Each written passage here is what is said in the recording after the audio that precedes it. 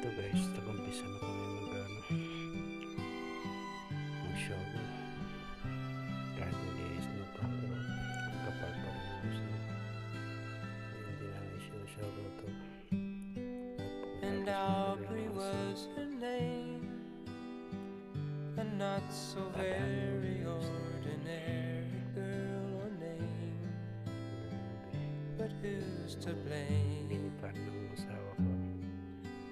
Na-stop na doon for ako a sa love that wouldn't hindi bloom, na makalis doon. Puro ganong for dumadaan sa the sakyan. hearts that never played in tune,